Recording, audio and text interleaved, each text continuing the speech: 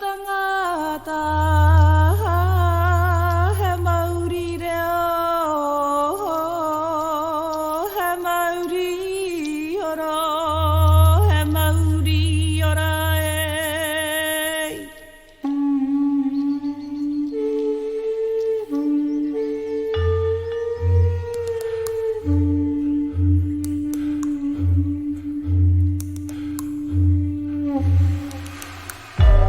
In this episode of Ororua, Libby Gray is joined by James Webster. No Ngāti Mahuta, no Ngāti Maniapoto, no Ngāti Apakura, no Ngāti Taramatau. James is a multi-disciplinary artist who explores many different paths in his practice as a ringatoi. From whakairo rākau to moko to puppetry to large-scale sculpture, James explores his introduction to Taonga Pūoro and the influences he has encountered along the way. James has many muses that influence his Taonga Pūoro practice and shape his passion for ngā mahi toi a te Māori. Some of these practices have joined, fused and merged to create new and unique taonga. Nō reira e te iwi, whakarongo mai. Nau mai kia hau manu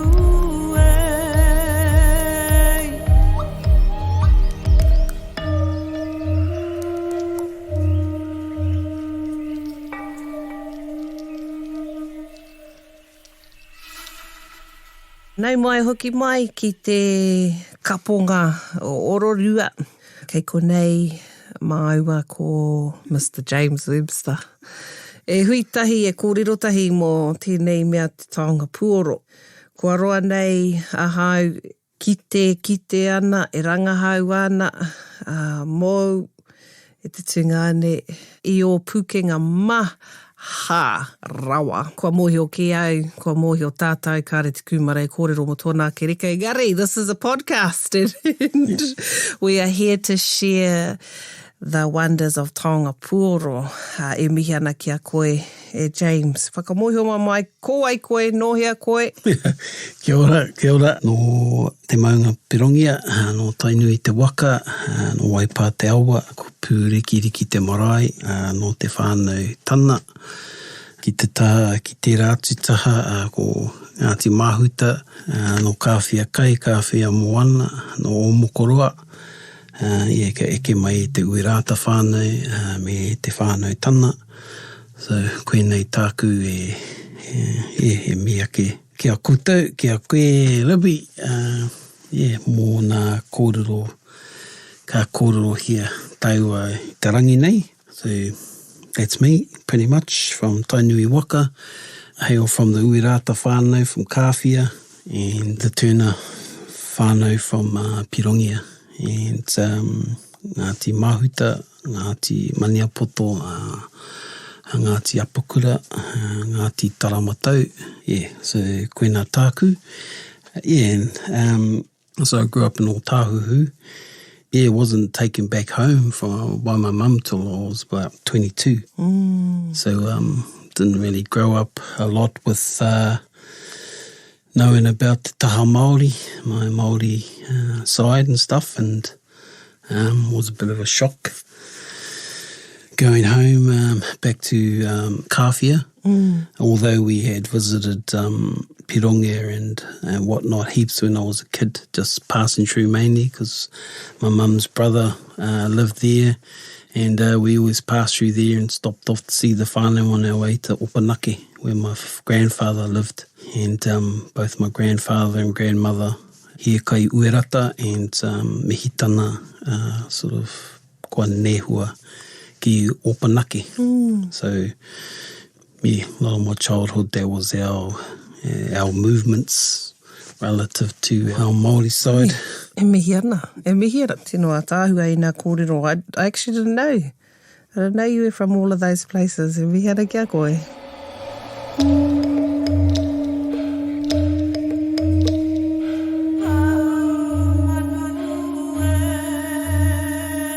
We know that you have lots of pukenga.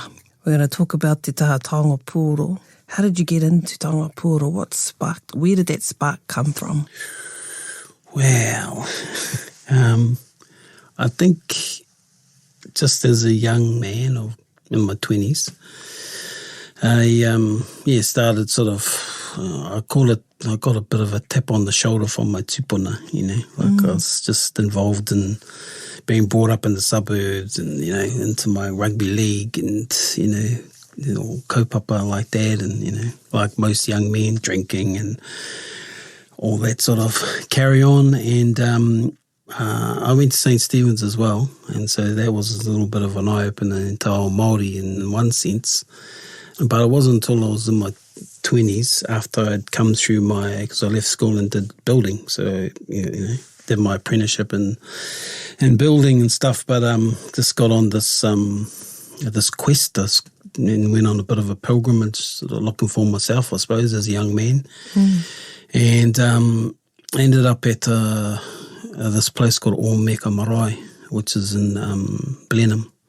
Yeah, there was a cluster of people, like Haumanu Moropu down there, along with a whole lot of other people. Another guy that I gravitated to at the time was Dante Bonico, who was doing, making tuki and stuff like that. So the two sort of areas at this artisan writers who I had attended were the tuki and the Taonga Pūoro. And why the Taonga Pūoro? Because I was just roaming around and I heard this sound coming, and so I sort of came around the corner, and Richard and Brian were just playing some Taonga Pūoro, and I come around the corner following the sound, and it just sort of sent a shiver up my spine, and I was just like, that's pretty out of it.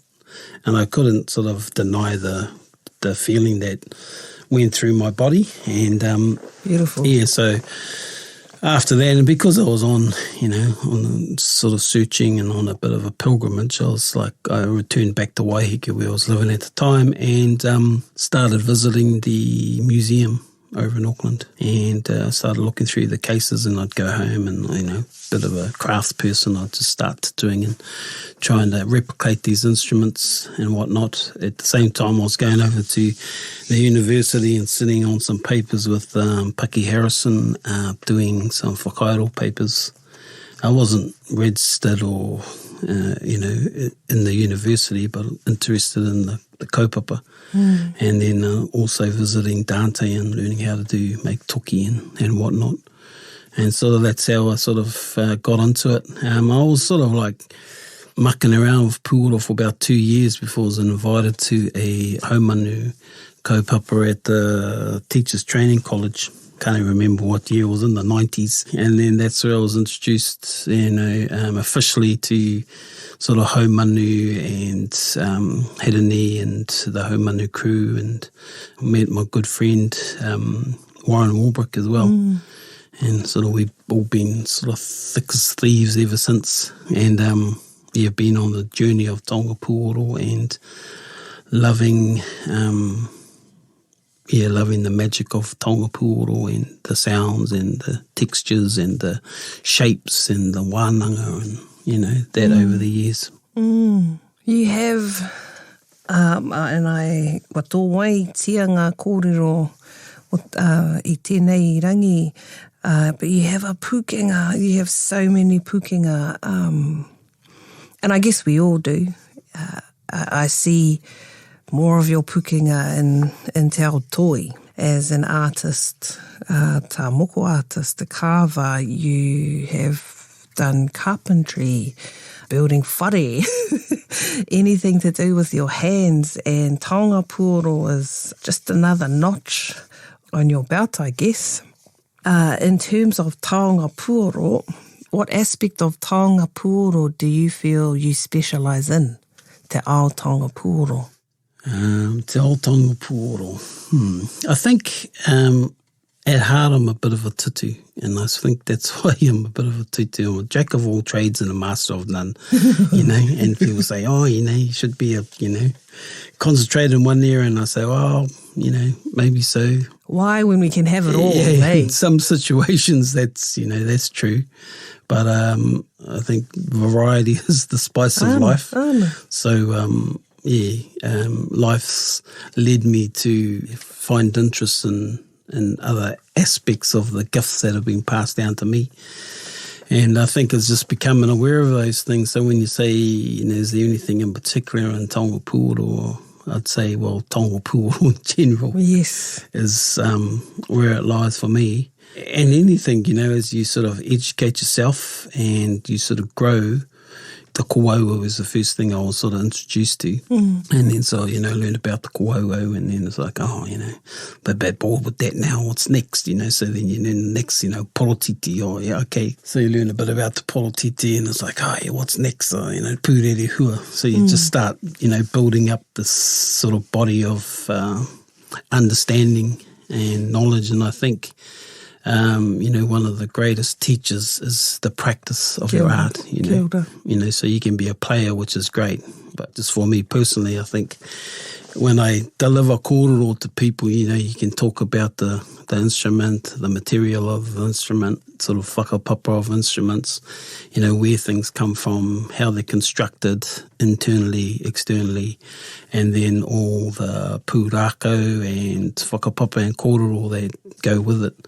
That's been the main thing for me on my journey with toi is, you know, through the practice or the making of a carving or the doing a tāmoko or, you know, carving a popo or something, you know, it's all the layers of whakapapa and mātauranga that are part of that creation, you know. And as the saying goes in whakairo, ka rui a tai tia ko tai kāka anake, you know, strip back the sapwood so that the essence can be revealed, you know. And that's how I sort of look at it relative to, you know, my interests. And I think because I'm a tutu and I'm quite skilled at different things, you know, I have periods where I'll just be doing a block of Taonga Pūoro and then I'd have a run of moko that I want to do, and, you know, then I get a whakairo project or something like that, you know. And yeah, so to me it just keeps me engaged as well, you know, and interacting with humanity, you know, and people keep you on your growth edge as well. You know, just through the questions they ask, and then sometimes they ask pressing questions and you don't have answers for. So well, I don't really know that one, but I'll get back to you, you know. Yeah. So it sort of allows you to go and review things and research elements of things that you didn't know before, but only because of your engagement or interaction with people.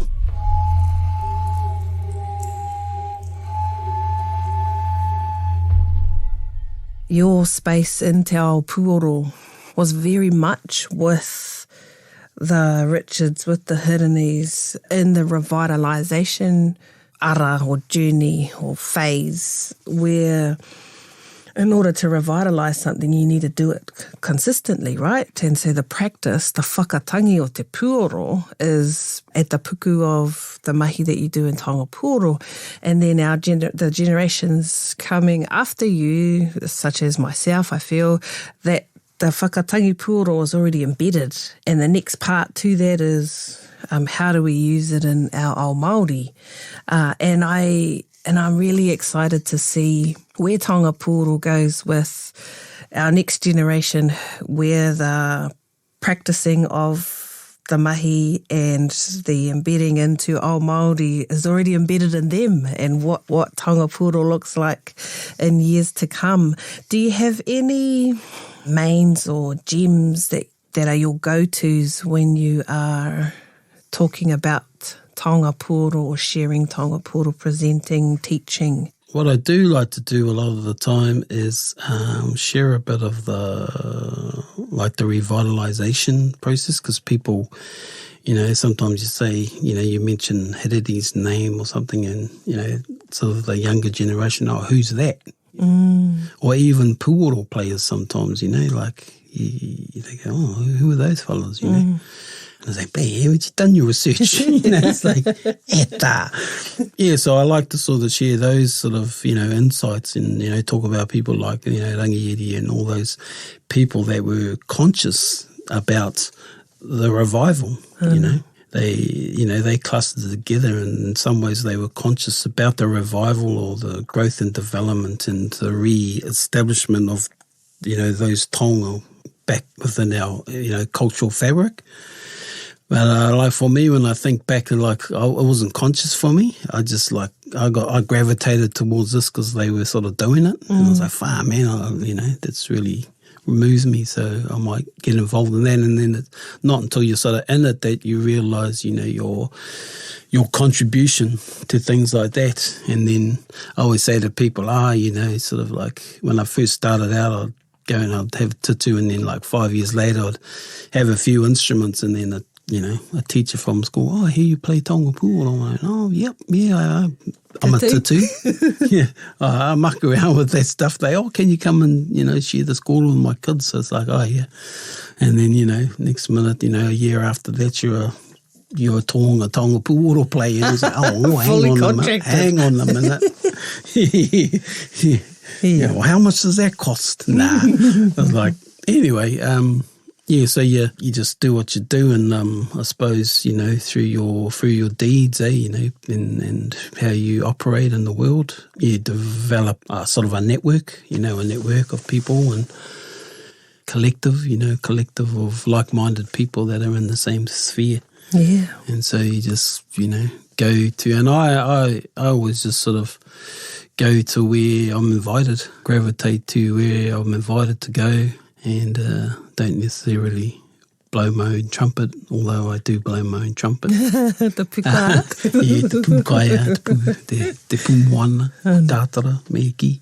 Yeah, that's sort of where I sit in that space. I don't know if that answered your question. Or not, 100% answered it. And it reminded me that, you know, in order to know where you're going, you need to know where you've come from. And this is exactly your kōrero, sharing the hitori whakapapa o te ao Taonga Pūoro kia mohi o ai tātou me pēhia te anga whakamua. So e mihi ana ki enei kōrero, which kind of leads me into our next questions about aspirations. I know you have travelled the world with this Taonga Pūoro and I rātu o whiako pukenga. Are there any aspirations, or where do you see Taonga Pūoro in the future? Just kia whakaorai. Kia whakaorai te taonga. You know, ka rongo e rungi te pauaka whakaata, you know, ngā podcasts meki, and just that it's living in the world.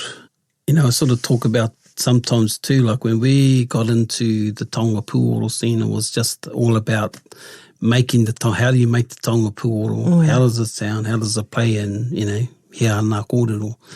And so now that's sort of been re-established. So, you know, like Helen and Subways have, and Haumanu have realised their dreams and aspirations of reviving it. So it's living back within the culture. And now, you know, we've got a whole new wave of actually people. And we had talked, you know, we used to talk about, it used to be used in healing and, you know, in haputanga and all that. But, you know, people like yourself and, you know, other people out there are using it, you know, in real contexts relative to healing and like sound healing, you know, oroatua and using taonga to ke whakataunahi ningaro, te tinana, te wairua, you know, within te wharepuhi, you know, the house of midwifery and, you know, working with our babies and our hapu mamas and stuff like that. And and a whole sort of layer of rongoa spaces that Taonga Pūoro was used in,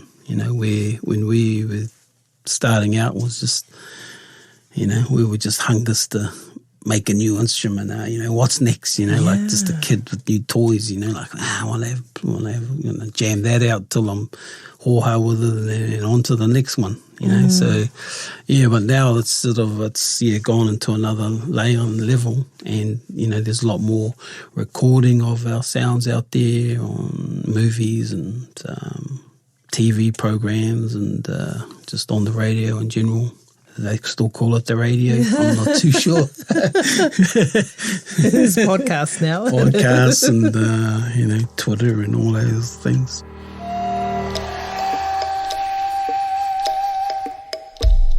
And I guess with the kōrero that you've shared, by implementing this mahi, we are strengthening our people, because the reclamation of our mātauranga Māori strengthens our people. I see we have some instruments laid out in the studio today that we might want to have a jam. Do you have any final kōrero or tip tips out there for any of our listeners? Well, I just think if you're drawn to ngā Taonga Pūoro, you know, follow those promptings, you know. Yeah, follow those promptings, sort of what I did. Yeah, apply yourself as such. You know, the thing is these days too, you can make a living out of it too if you really apply yourself and become very proficient and knowledgeable in areas as well, which is great, you know, that you can do what you love doing and, you know, create sort of, you know, sustain a livelihood and well-being and feed your family. You know, I think that's the greatest thing about doing what I do is that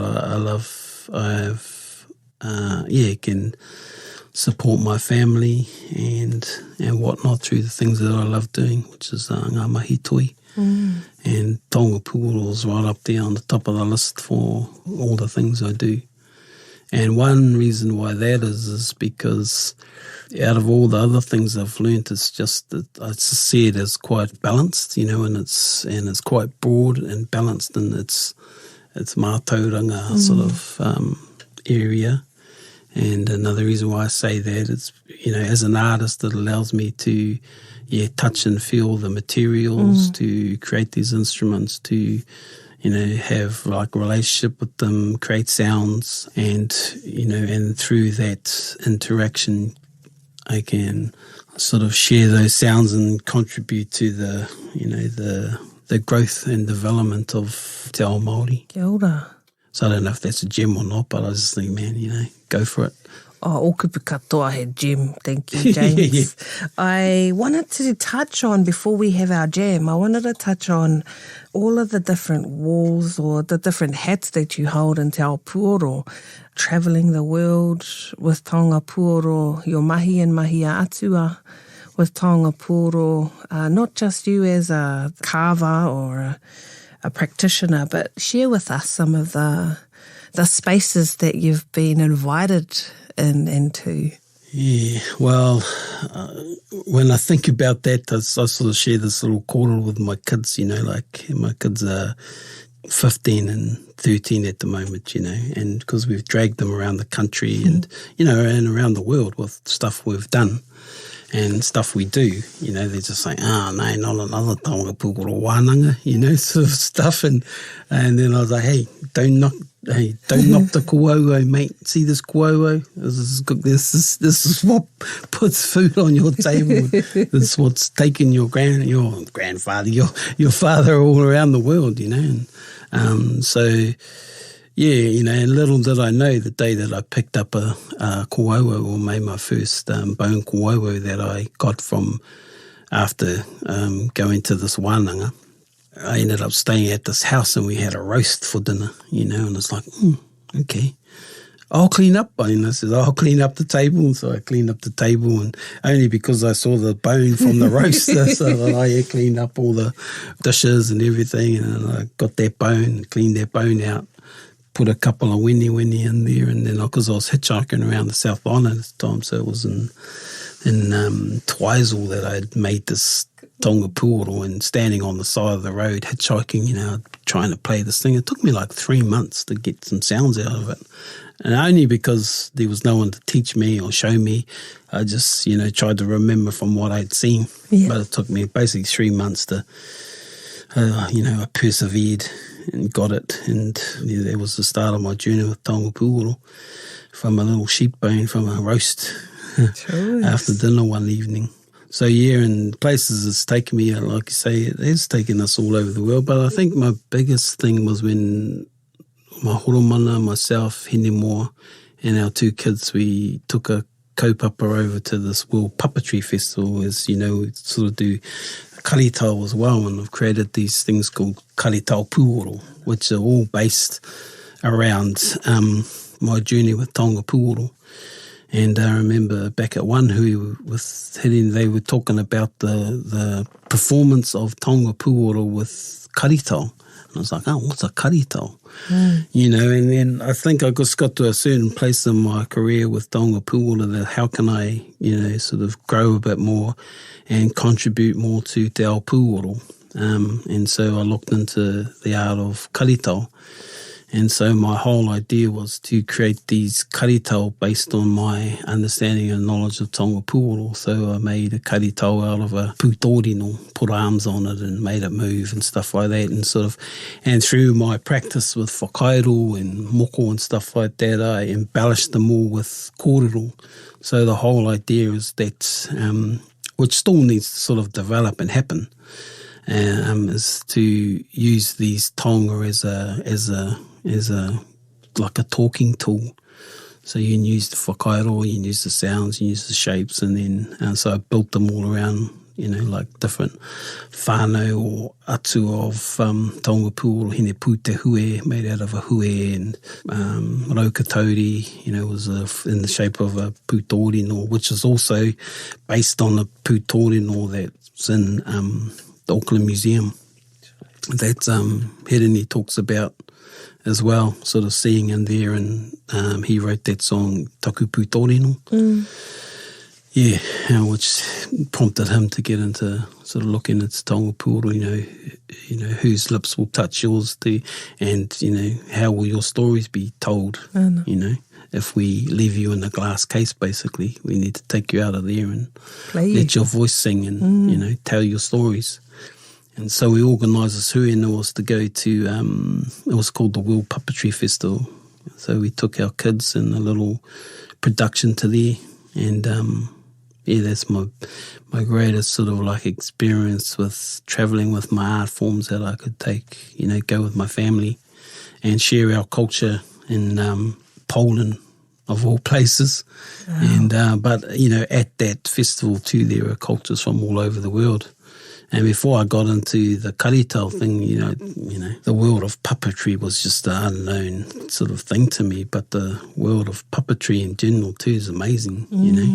Yeah, when people dedicate their lives and their essence to this particular art forms, So it's quite enriching. And today, and the kids were only like, I think 9 and 7 at the time. And listening to them as teenagers, they tell stories about their travels, and doing this stuff. It's hard to get them up on the stage now, but, they performed, and it was cool as back in the day. So, yeah, it's taken me to all sorts of places, and, to South America, Rapa Nui, been on Pacific Arts Festivals, doing Pūoro, whatnot, and doing sweat lodges with the, American Indians, and I always take Pūoro and, share a tune or two, and that's always my go-to. And I always like doing that too, because I always go in nervous with everything I do. So by usually playing my Taonga Pūoro, just kua whakatau. And then it allows me to, move forward into whatever kaupapa that I've got in front of me. Ataua.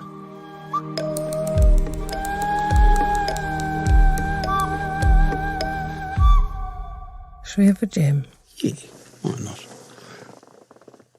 I think when I think about my favourite instruments too, that I like all the Taonga Pūoro, but my main ones I love the most is the ponga ihu and the putorino, just because the sounds that emanate from these particular instruments really resonate with me. And so let's play.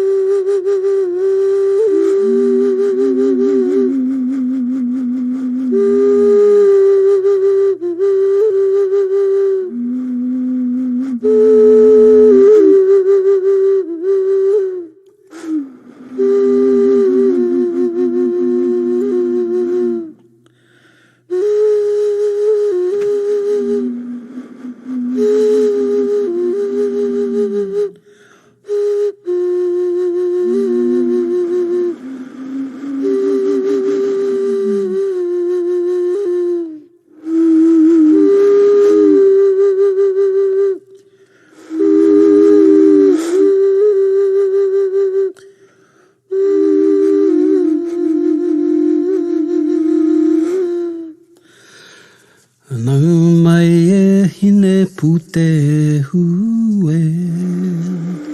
ai tō reo he reo hauora nei e. Kia marino i tōku wairua.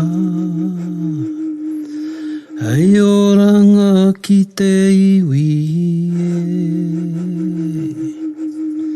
Hei oranga ki te iwi e.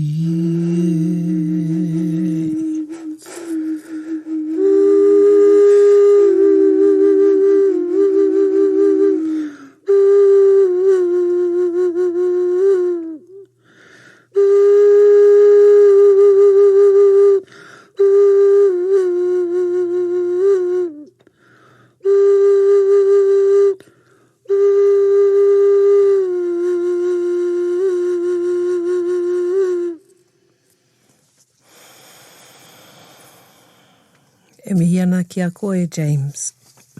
Mo i tākoha mai, o kōrero, tuku iho.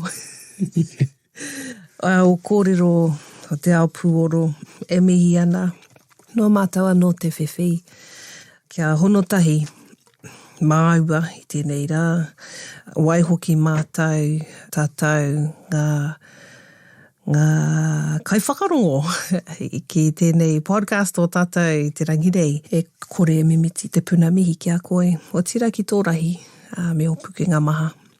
E mihi ana, tēnā tātou. Ko te piko te mahuri, ko ia te tipu a te rākau.